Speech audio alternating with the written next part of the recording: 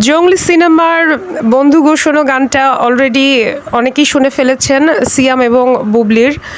এই প্রথম হচ্ছে কোনো গান আমি একের অধিকবার শুনেছি স্বপ্রণোদিত হয়ে, মানে আমাকে মানে এমন না যে আচ্ছা রিভিউ করার জন্য শুনেছি তা না, গানটাতে আমি এতই মুগ্ধ ছিলাম যে আমি সাথে সাথে হচ্ছে রিভিউ দিতেও পারি না। আমার রিভিউ দিতে অনেক লেট হয়েছে। গানটা আমি রিপিটেডলি শুনেছি, মানে অলরেডি মনে হয় 30-35 বার শোনা হয়ে গেছে। ইউটিউব একবার শুনতেছি, ইয়াতে বুবলির আইডি থেকে একবার, সিয়ামের আবার ইউটিউব, আবার অন্য, মানে কি বলবো। এবং এইখানে হচ্ছে গানের মানে আমার গানটা অনেকটা মুখস্থ হয়ে গেছে রোজা রমজানের দিন, এজন্য গানটা আমি হয়তো গেয়ে শোনাচ্ছি না।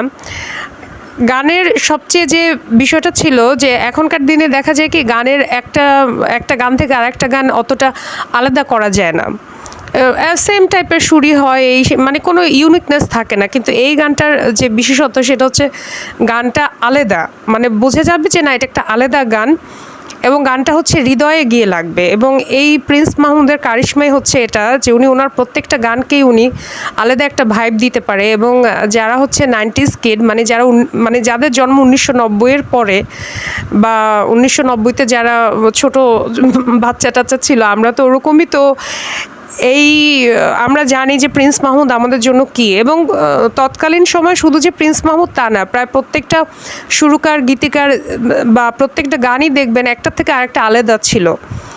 কিন্তু এরপরে কী যে হইলো আল্লাহ জানে 2010-এর পরে সেম সেম সেম। কিন্তু এই প্রিন্স মাহমুদকে মানে শাকিব খানের একটা মুভিতেই মনে হয় প্রিয়তমা মুভিতে ঈশ্বর গানের মাধ্যমে অনেক দিন পরে আমরা সিনেমাতে পেয়েছিলাম। এরপরে প্রিন্স মাহমুদ স্যার একের পর এক অসাধারণ গান দিয়ে যাচ্ছেন। রাজকুমার মুভিতে গান, মা গানটাও ছিল অসাধারণ। এবং এখন যেটা হলো সেটা তো মানে কি বলবো, আমি তো এই জঙ্গলি সিনেমার প্রথম যে গানটা ছিল জনম জনম, ওই গানটাও খুবই সুন্দর ছিল। বাট ওই গানের হচ্ছে ভিজুয়ালাইজেশন আমার অত ভালো লাগে নাই, মানে দিঘি এবং সিয়ামের পারফরমেন্সটা আমার আপ টু দ্য মার্ক লাগে নাই সত্যি কথা। কিন্তু গানটা সুন্দর ছিল। বাট এই যে জঙ্গলি সিনেমার এই সেকেন্ড গানটা বন্ধু গো শোনো, আমার মনে হয় চোখ বন্ধ করে এটা যে কেউ বলবে যেটা নাম্বার 1 গান। হ্যাঁ, সমালোচনা করার কিছু মানুষ তো থাকেই যারা হয়তো বুবলিকে পছন্দ করেন না ব্যক্তিগত কোনো কারণে, হয়তো তাদের কাছে তারা কিছু কমেন্ট করেছে যেটা ইন্টেনশনাল বুঝে গেছে। তা নাহলে এত সুন্দর একটা গানকে আসলে অন্য কোনোভাবে বলার আমি কোনো মানেই দেখি না। গানের লোকেশনটা ছিল অসাধারণ। এবং মানে কি বলবো, এখানে বুবলি এবং সিয়ামকে পুরো একটা তামিল লুক দেয়া হয়েছে। এবং দুইজনের মধ্যে যে কেমিস্ট্রি এবং এই রোমান্টিসিজম, এই যে বুবলি যে মানে মানে প্রিয়তমার আসলে যেরকম হয় লাজুক বা সামটাইম অভিমানী, আবার সামটাইম মানে প্রিয়তমাদের দিকে মুগ্ধ হয়ে তাকিয়ে থাকা, এই যে বিষয়গুলো, এই যে কেমিস্ট্রিটা, এটা হচ্ছে বুবলি এবং সিয়াম দুর্দান্তভাবে ফুটিয়ে তুলেছে। আমি এর আগেও বুবলির অনেক সিনেমা যখন আমি শুনতাম যে অমুককে হচ্ছে হিরো, যেহেতু শাকিব খান নাই, আমার খুব মন খারাপ হতো যে কেন বুবলি এত অসাধারণ একজন অভিনেত্রী, তার সাথে সিয়াম কেন মানে যাচ্ছে না। কারণ সিয়ামের সাথে টানে আমরা দেখেছি অসাধারণ কেমিস্ট্রি ছিল। এবং টান তো হচ্ছে বুবলির জন্য বিরাট একটা কামব্যাক ছিল। বুবলি যে এত ভালো অভিনেত্রী এটা তো আমরা টানের মাধ্যমেই প্রমাণ পাইছিলাম। এরপরে বহু বছর মনে হয় আমরা সিয়ামের সাথে বুবলিকে দেখি নাই। আমার খুব খারাপ লাগতো যে আল্লাহ এই জুটিটা কই গেল। তারপরে যেমন শরীফুল রাজ, কেন হচ্ছে বুবলি রাজের সাথে কাজ করছে না। মানে বুবলির লেভেলের যদি নায়ক না হয়, হিরো না হয়, তখন তো অনেক মন খারাপ লাগবে। বা বুবলি কেন নিশোর সাথে কাজ করছে না, যারা বুবলির লেভেলের বা বুবলির সাথে যারা অভিনয়ে পারদর্শী। দেখা যায় নায়িকার থেকে নায়ক যদি একটু ডাউন হয় সেক্ষেত্রে আসলে ওই জুটিটা দর্শক সাধারণত অত ভালোভাবে নিতে চায় না।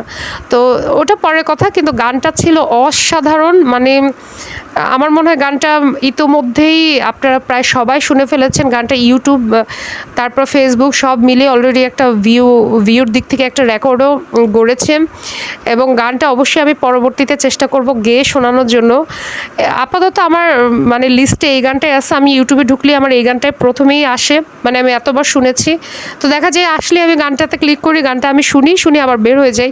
মানে আমার এত ভালো লাগছে এবং এতদিন পর এত ইউনিক একটা গান। দেখেন আমরা তো বেসিক্যালি হচ্ছে হিন্দি গান বা কপি গান এগুলো শুনতে অভ্যস্ত, কিন্তু মৌলিক গান যে এত সুন্দর হইতে পারে। আমার লাস্ট হচ্ছে প্রিয়তমা মুভির ঈশ্বর গান যেটা, সেটা হচ্ছে আমার কাছে এত অসাধারণ লাগছিল যে এই মনে হয় আমি কয়েকদিন আগে ঈশ্বর গানটা শুনছি, যেটা আমি সার্চ দিয়ে শুনি।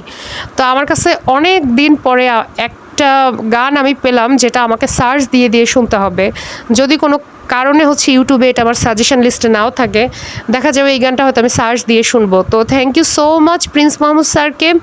ইমরান তো অসাধারণ গায় বরাবরের মতো, আর কণাপুর তো আমি অনেক বড় ভক্ত। উনি কেন মাঝখানে এত ব্রেক নিয়েছিলেন এটা আমি জানি না। তার তুফান মুভির মাধ্যমে, গানের মাধ্যমে হচ্ছে উনি কামব্যাক করেছেন খুব ভালোভাবে। তো আমরা চাই হচ্ছে কণা আপু আরও অনেক ভালো ভালো কাজ আমাদেরকে উপহার দিক, এবং প্রিন্স মাহমুদ স্যার যেন বাংলা সিনেমা ইন্ডাস্ট্রির গানকে আরও সমৃদ্ধ করেন, উনি যাতে আমাদের আরও সুন্দর গান দেন, এটাই। আর আমি লাস্ট যেটা চাবো সেটা হচ্ছে বুবলি এবং সিয়াম জুটিবদ্ধ হয়ে যেন আরও অনেক সিনেমা করে। ধন্যবাদ।